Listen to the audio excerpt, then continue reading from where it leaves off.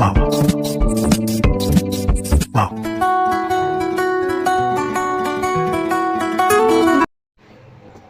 Hello, welcome to my channel. എൻ്റെ പേര് പ്രിയ. അപ്പോൾ ഇന്ന് ഞാൻ വന്നിരിക്കുന്നത് മലബാറുകാർക്ക് അധികം പരിചയമില്ലാത്ത ഒരു വിഭവമായിട്ടാണ്.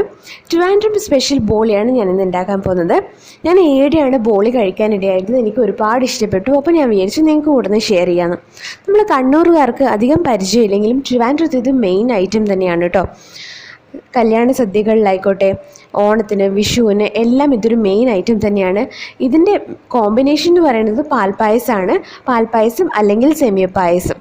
ഇതൊന്നും ഇല്ലെങ്കിൽ ഇത് തനിയെ കഴിക്കാനും നല്ല ടേസ്റ്റാണ്. അപ്പോൾ വീഡിയോയിലേക്ക് കിടക്കുന്നതിന് മുന്നേ എൻ്റെ ചാനൽ നിങ്ങൾ ആദ്യമായിട്ട് കണ്ടെങ്കിൽ പ്ലീസ് ഒന്ന് സബ്സ്ക്രൈബ് ചെയ്തേക്കണേ. സബ്സ്ക്രൈബ് ചെയ്യുമ്പോൾ അതിന് തൊട്ടടുത്തൊരു കുഞ്ഞു ബെൽ ബട്ടൺ കൂടെ കാണും. അത് കൂടെ ഒന്ന് ക്ലിക്ക് ചെയ്യുക. അതിൽ ഓൾ എന്നുള്ള ഓപ്ഷൻ സെലക്ട് ചെയ്യുക. എന്നാൽ മാത്രമേ ഞാൻ ഇടുന്ന വീഡിയോസ് നിങ്ങൾക്ക് നോട്ടിഫിക്കേഷനായിട്ട് വരുള്ളൂ. പിന്നെ വീഡിയോ ഇഷ്ടമായിട്ടുണ്ടെങ്കിൽ ലൈക്ക് ചെയ്യാനും ഫ്രണ്ട്സിനും ഫാമിലി മെമ്പേഴ്സിനും ഷെയർ ചെയ്യാനും മറക്കരുത് കേട്ടോ. അപ്പോൾ നമുക്കിനി വീഡിയോയിൽ കിടക്കാം.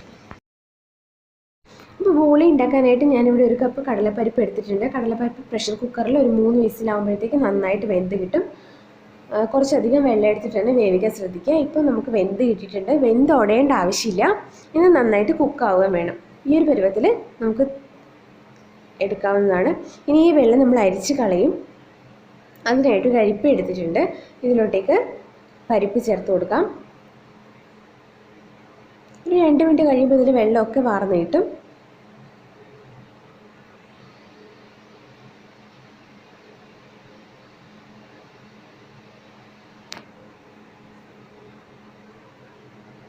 ഇനി ഇതൊരു കടായിലോട്ടേക്ക് വയ്ക്കാം. അതിലോട്ടേക്ക് പരിപ്പ് ചേർത്ത് കൊടുത്തിട്ടുണ്ട്. ഇനി ഇതിലോട്ടേക്ക് 1 കപ്പ് പഞ്ചസാര ചേർത്ത് കൊടുക്കണം. പഞ്ചസാര ചേർത്ത് കഴിഞ്ഞ് ഇത് നന്നായിട്ട് നമ്മൾ ഇളക്കി കൊടുക്കാം. ഇതിൽ എക്സ്ട്രാ വെള്ളം ചേർക്കേണ്ട ആവശ്യമില്ല. പഞ്ചസാര തന്നെ മെൽറ്റായിട്ട് ആവശ്യത്തിന് പാകമായിട്ട് നമുക്ക് കിട്ടിക്കോളും.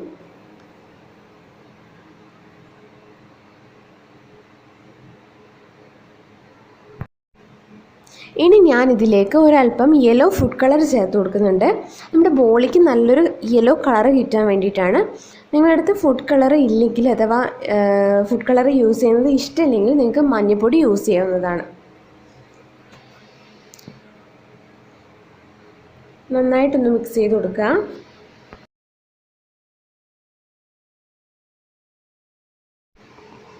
ഇനി ഇതിലോട്ട് 1/2 ടീസ്പൂണോളം ഏലക്ക പൊടി ചേർത്ത് കൊടുക്കാം. ഏലക്കപ്പൊടി ചേർത്ത് നന്നായിട്ട് മിക്സ് ചെയ്തതിന് ശേഷം ഒരു 1/4 ടീസ്പൂണോളം ജാതിക്ക പൊടിച്ചത് ചേർത്ത് കൊടുക്കാം. ഈ ഏലക്കപ്പൊടിയും ജാതിക്കപ്പൊടിയും കൂടെ ചേർക്കുമ്പോഴാണ് ബോളിക്ക് നല്ലൊരു ടേസ്റ്റ് കിട്ടുന്നത്. നന്നായിട്ടൊന്ന് മിക്സ് ചെയ്ത് കൊടുക്കാം. ഇനി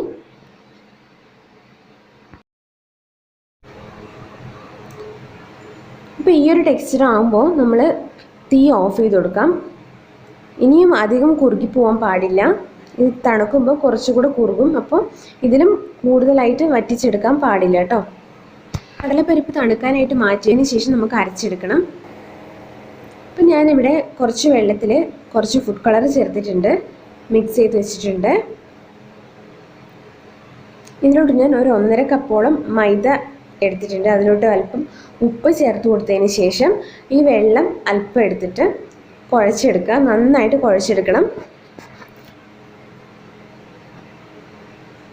നമ്മുടെ ചപ്പാത്തീനേക്കാട്ടിലും കുറച്ചുകൂടെ ലൂസായിട്ട് വേണം ഇത് കുഴച്ചെടുക്കാനായിട്ട്. നല്ല സോഫ്റ്റായിട്ട് വേണം കുഴച്ചെടുക്കാനായിട്ട്.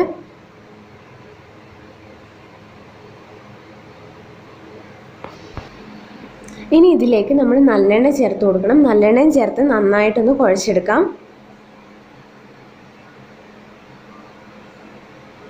മാവ് നന്നായിട്ട് സോഫ്റ്റ് ആവാൻ വേണ്ടിയിട്ടാണ് നല്ലെണ്ണ തന്നെ യൂസ് ചെയ്യുക. ബോളിക്ക് നല്ല എണ്ണയാണ് യൂസ് ചെയ്യുന്നത്.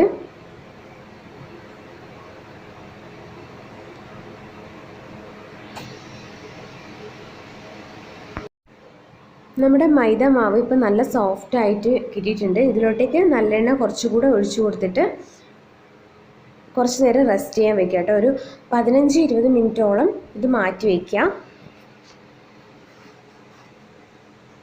നല്ലെണ്ണ ഇതിൽ ഒഴിച്ചു കൊടുക്കുന്നത് മാവ് നന്നായിട്ട് സോഫ്റ്റായി കിട്ടാൻ വേണ്ടിയിട്ടാണ്.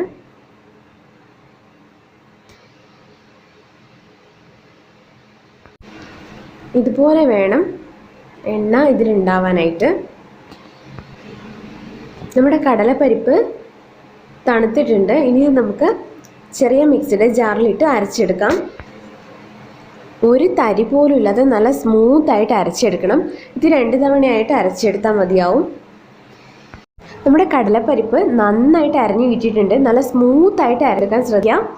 ഒരു തരി പോലും കുടുങ്ങാതെ നല്ല സ്മൂത്തായിട്ട് അരച്ചെടുക്കണം. ഒട്ടും വെള്ളം ചേർക്കാതെ വേണം അരച്ചെടുക്കാനായിട്ട്. ഇപ്പോൾ 20 മിനിറ്റൊക്കെ കഴിഞ്ഞു. നമ്മുടെ കുഴച്ച് വെച്ചിട്ടുണ്ടായിരുന്ന മൈദമാവ് നല്ല സോഫ്റ്റ് ആയിട്ടുണ്ട്. അപ്പോൾ ഇത് പരത്തിയെടുക്കാനായിട്ട് ഞാൻ അരിപ്പൊടിയാണ് യൂസ് ചെയ്യുന്നത്. ആവശ്യത്തിനനുസരിച്ച് അരിപ്പൊടി ചേർത്തിട്ട് ഇത് പരത്തിയെടുക്കണം. കണ്ടില്ലേ, നല്ല സോഫ്റ്റ് ആയിട്ടുണ്ട്. അപ്പോൾ ആ എണ്ണയിൽ ഒന്നുകൂടെ ഒന്ന് കുഴച്ചെടുത്തതിന് ശേഷം നമുക്കിത് ചെറിയ ബോൾസ് ആക്കിയിട്ട് എടുക്കാവുന്നതാണ്. ഇനി ഇത് നമ്മുടെ കൈപ്പത്തിയിൽ വെച്ചിട്ട് നന്നായിട്ടൊന്ന് പരത്തിയെടുക്കാം. ഈ ഒരു വലിപ്പത്തിൽ പരത്തിയതിന് ശേഷം നമ്മൾ നേരത്തെ അരച്ച് വെച്ചിട്ടുണ്ടായിരുന്ന കടലപ്പരിപ്പ് ഇതിലോട്ടേക്ക് ചേർത്ത് കൊടുക്കാം. ഞാനിപ്പോൾ ഒരു സ്പൂൺ വെച്ച് എടുത്തു എന്നേ ഉള്ളൂ കേട്ടോ. നിങ്ങൾക്ക് വേണമെങ്കിൽ ഒരു ഉണ്ട പോലെ ആക്കിയിട്ട് ചേർത്ത് കൊടുക്കാം. അതിനുശേഷം മൈദ മാവ് വെച്ചിട്ട് ഈ കടലപ്പരിപ്പ് നന്നായിട്ട് കവർ ചെയ്യണം. കവർ ചെയ്തിട്ട് എക്സസ് വരുന്ന മാവ് മാറ്റി കൊടുക്കാം. കണ്ടില്ലേ, ഇതുപോലെ ചെയ്തെടുക്കാം. ഈസി ആയിട്ട് ഇത് ചെയ്യാൻ പറ്റും.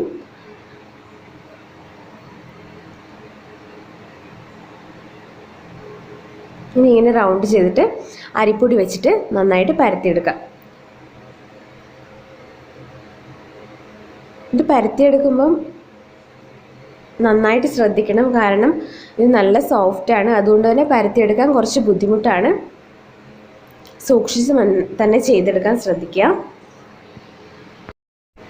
അപ്പോൾ ഈ ഒരു വലിപ്പത്തിൽ ഞാനിത് റെഡിയാക്കി എടുത്തിട്ടുണ്ട്. ഇനി നമുക്കിത് ചുട്ടെടുക്കണം. അതിനായിട്ട് ഒരു പാൻ അടുപ്പത്ത് വെച്ചിട്ടുണ്ട്.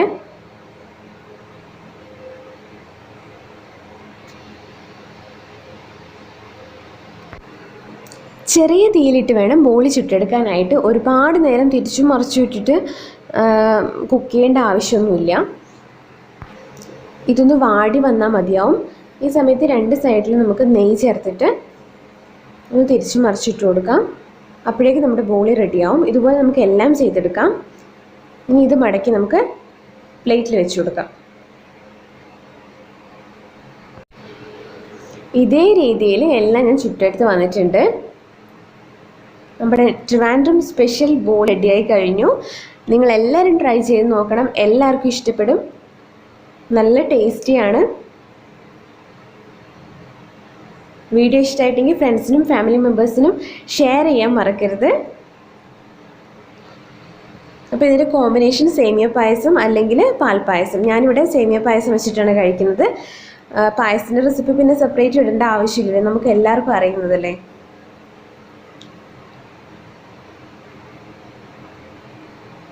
Thanks for watching.